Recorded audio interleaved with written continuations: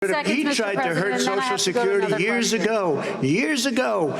Go back and look at the records. He tried to hurt Social Security to Pennsylvania, and he says, oh, we're going to have Friday unhappy. They ran it.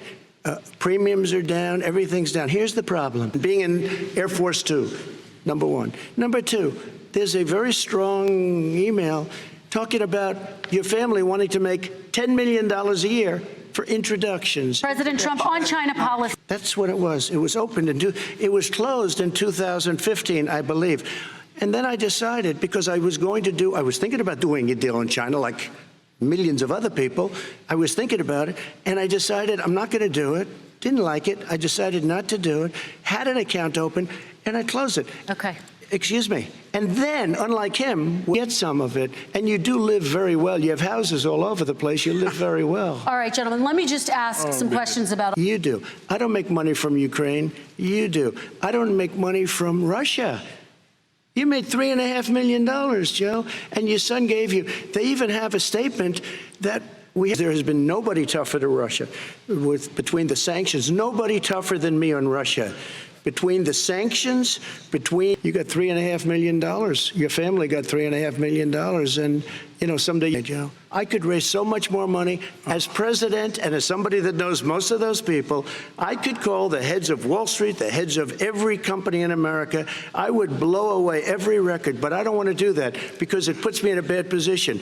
And then you bring up Wall Street. You shouldn't be bringing up Wall Street because you're the one that takes the... He also said, if you look back, exact words, here's his exact words. This is no problem. This is going to go away soon. So he's allowed to make mistakes. He happens to be a good person. Joe says that I said, Anthony Fauci said, and others, and many others, and I'm not knocking him a lot. Nobody knew. Look, nobody knew what this thing was. Nobody knew where it was coming from, what it was.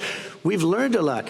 But Anthony said, don't wear masks. Now he wants to wear masks. Anthony, all of them, including Anthony, I get along very well with Anthony, but he did say, don't wear masks. He did say, as you know, this is not going to be a problem. I think he's a Democrat, but that's okay. He said this is not going to be a problem. We are not going to have a problem at all. When Michigan, where her husband's the only one allowed to do anything, it's been like a prison. Now it was just ruled unconstitutional.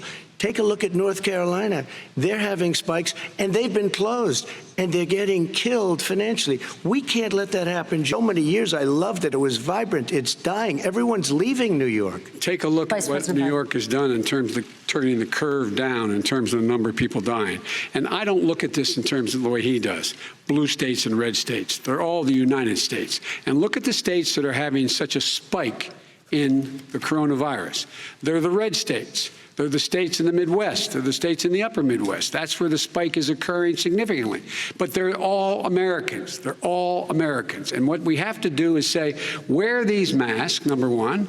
Make sure we get the help that the businesses need that has money's already been passed to do that. It's been out there since the beginning of the summer, and nothing's happened. President, New York has lost more than 40,000 people, 11,000 people in nursing homes. President Trump, when you say spike, take a look at what's happening in Pennsylvania, where they've had it closed. Take a look at what's happening with your friend in Michigan, to my wonderful city for massive bureaucracy says we should close it down. Vice President Biden. Close down the country if one person in our problem itself. And that's what's happening. And he wants to close down his system. Let me follow up with you, President Trump. These people, all he talks about is shutdowns. No, we're not going to shut down, and we have to open our schools. And it's like, as an example, I have a young son. He also tested positive. By the time I spoke to the doctor the second time, he was fine. It just went away. Young people, I guess it's their immune system. Dying. They're dying.